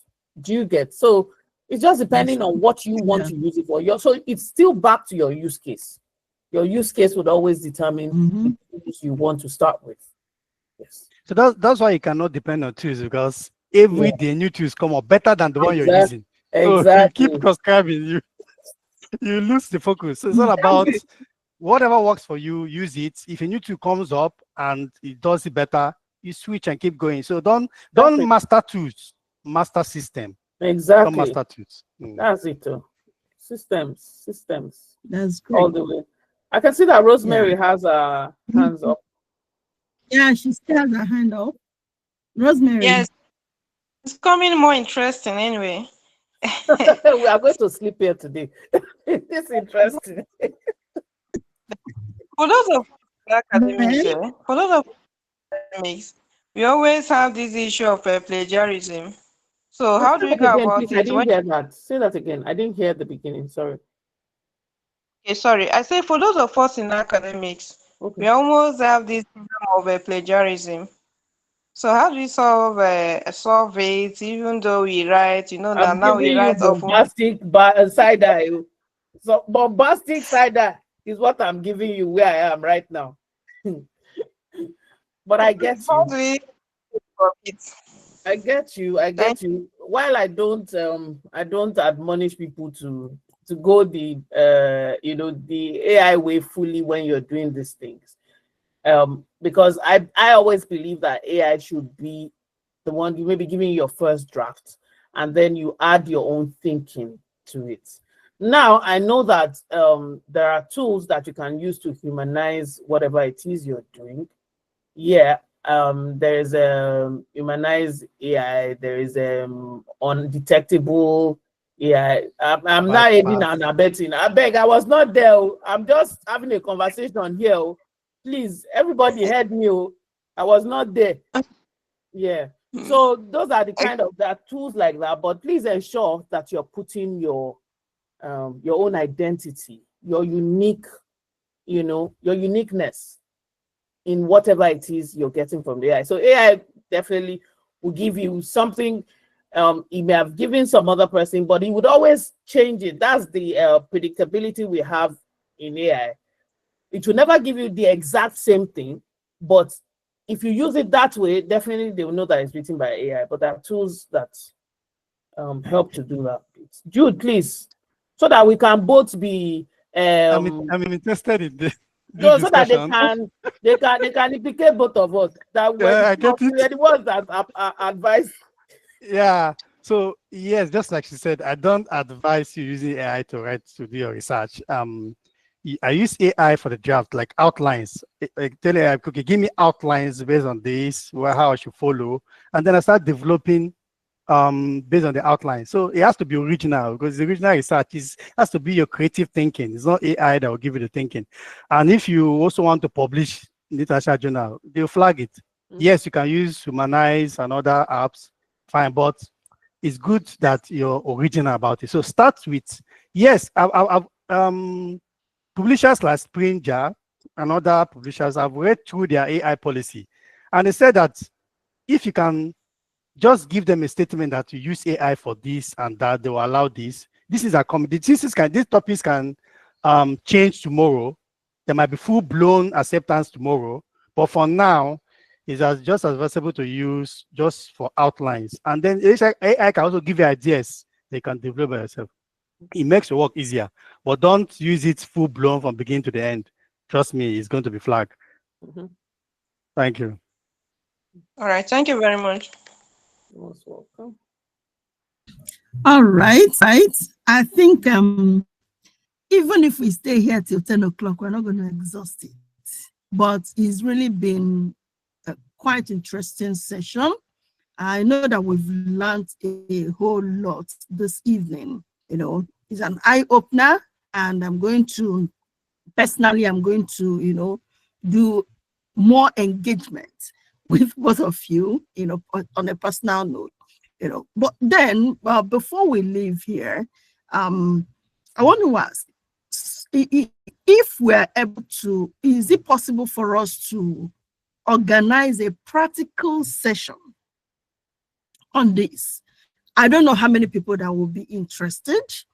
If we are to organize a practical session, maybe to kind of show us practically how we can even start. Personally, I'm interested in creating AI agents that can help me for my job, So I don't know if we can have practical sessions, and I don't know how many people on this call that will be happy to, join that practical session. Lest I forget, we have the Intrapreneurs Tribe WhatsApp group. I think I will suggest that if you are not yet in that group, please do join. We might have this conversation over there. If we get a sizable number of people that will be interested in this practical session, we can bring back Abby and Jude to show us how to start this journey on AI, if we are really interested in that. Personally, I am. So once again, we thank you so much, Abby. Thank you, Dr. Jude, for the time well spent with us this evening. I'm so happy, and I can see on the chat box that people are actually excited to have been, in this session. Is quite interesting, and a lot has been learned. Before we go, maybe I will throw it open for one or two persons to kind of maybe drop a word for Abby and Jude before we close it this evening. I don't know who is going to speak based on what you have learned this evening. Who can speak to us? Who can speak for us? I don't want to just be the person speaking. One or two persons, or do you want me to call out maybe the people that have dropped something on the chat? Okay, let me call Augustina. Augustina, can you speak? Just to drop a word for Jude and Abby. Hi, good evening, Doctor and Madam Abby. I really appreciate this class. I enjoyed all of it. I gained a lot. So I'm like Madam Dr. Chinyere said, I will really appreciate the physical learning class. It will really enhance our skills and to enable us improve on our managerial skills in our various offices. So if you guys can create time for us to come and do physical training, I don't mind. Thank you so much. All right. Thank you so much, Sina. I think I want to call another person. Adakole. Okay, before Blessing. Adakole, are you here? I want to hear your voice. Hand this up. Hello, Adakole, are you here? Okay, if he's not here, then Blessing, you can speak, please. Okay, good evening, Abby and Dr. Jude, Dr. Chinyere. I'm always grateful for the opportunity of bringing us together to learn and advance our, career in various fields. Thank you so much. This session has been really, really impactful for me. I actually paid for a session which was supposed to hold at the same time between 7 p.m. and 8, but I chose this when I saw the subject of AI. This one captivated me the more. So I'm very happy to be here. In fact, I'm so excited. And you took the question off my mouth when you said that, when you asked where exactly should we start? Should we all go the way of Python before we commence the other things, and I like the answers that both Abby and Dr. Jude have proffered. So for me, Tina has suggested a physical class or maybe an online one, you know, whichever is convenient for you. We want to go on this journey with you. We want to take it further. We want to be able to break down our job functions into pieces and bits that, you know, will make life easy for all of us. These days, the challenge of being a Nigerian is enormous enough. So coupled with the challenge of work, so a lot of things are muddled up in our heads. I really know that using this or applying these AI tools will go a long way to simplifying some of our job functions and all of that. I am in a sales business development business, and it is getting tougher by the day. Only by the grace of God we are surviving. So I will really, really want us to take this journey further. I'm interested in joining the class from the beginning, and let's see what we can get out together. Thank you so much. I'm blessed to be here. And Dr. AK, thank you for bringing us together here. Thank you, everyone who has participated. May God bless us all and take us higher. Amen. All right. Thank you, Madam Blessing. Adama, I still want to hear your voice, Adakole. I still want to hear your voice. So can you speak to us? Yeah, I'm here. Good evening. Good evening, everyone. Good evening, Dr. Chinyere. Good evening, Dr. Jude, Madam Abby. I think for me, it was quite a very, very insightful time well spent. Right from the get-go, I think I started noticing things that could just improve my productivity, enhance my visibility, and even give me that edge. Just like everyone has rightly said, I'm very, very interested in taking this journey even further. I'm available physical, online. I think there's still a lot that one can still learn. In fact, before even people started asking, I started asking myself, wow, this is high quality, and I don't mind even being fully involved, at least because like you could actually see just from this short time how practical and how it even enhances you in every aspect. So it was very, very insightful, and I really appreciate the opportunity of even being here. So thank you, and we look forward to more things going forward. Thank you. Right. Thank you so much. Once again, thanks to everyone. I've dropped the link to our WhatsApp group. So I will ask everyone that has not joined the group. I know it's not too active, but I want us to make it very active where we can discuss, we can encourage one another as we go on this journey. This is our professional journey. And we can also discuss how we can have that practical session. We can discuss it on the WhatsApp group outside here.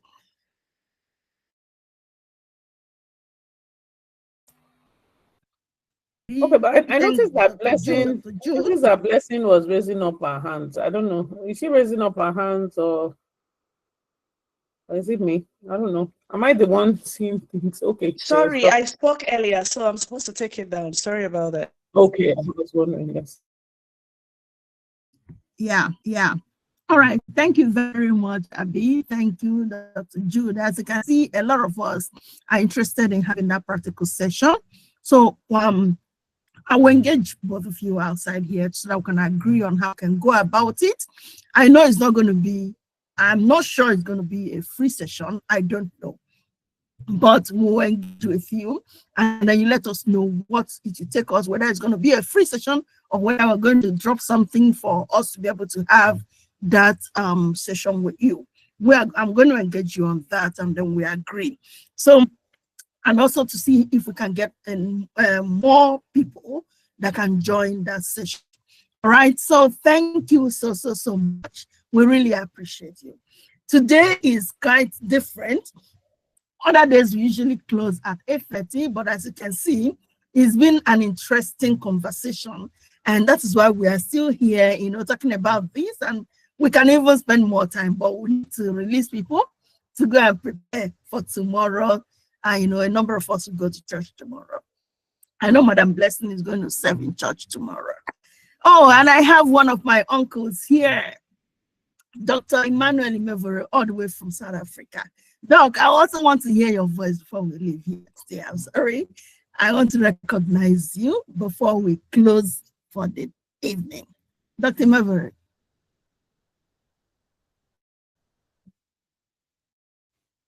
Hello, Dr. Manuel, are you there?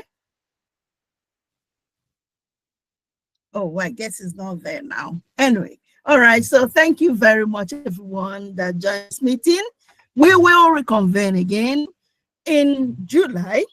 I think we're going to be having a next session, July 19th, 2025. And please do invite other people within your network to come and enjoy some of these things that we're enjoying. Let's not keep it to ourselves. Let's throw it open to more people that will join and come and learn to improve our productivity while we are on this our professional journey. Thank you very much for joining. Dr. Jude, I don't know if you have a last word for us, and then Abby to speak to us before we go. Thank you.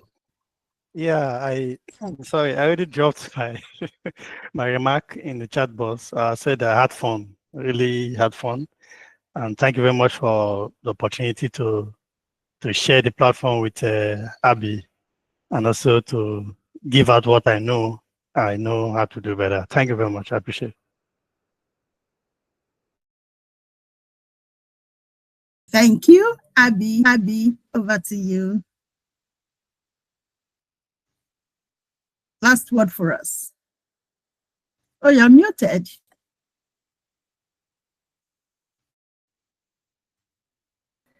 Okay. I was having my usual techie issues. Sorry. Yeah, so I was just going to say thank you so much. It was lovely meeting you all. I thank you for the opportunity, and it was great to, hear the perspective of Dr. Jude, and I just look forward to all of us actually advancing in our different professions. We've said a lot here, but it's not just about the talking, it's about us taking actions. So, that person who you want to be, your future self, is actually counting on you to start implementing all the things we said here so that you can get better results. Thank you. Thank you very much. So on that note, we call it a night. I wanted to say we call it a day, but it's already past 9 p.m., so we call it a night. So thank you, everyone, for being part of this session and for staying till this time. A number of people have dropped off, but at least we still have a good number of people that stay back. And I'm sure we all enjoyed it. Thank you for participating. And we are going to move forward. We're going to be better professionals in all our organizations. God bless you, and see you in the month of July. Amen. Thank you so much. Have a great night, everyone. Bye. Thank you. Thank you. Bye.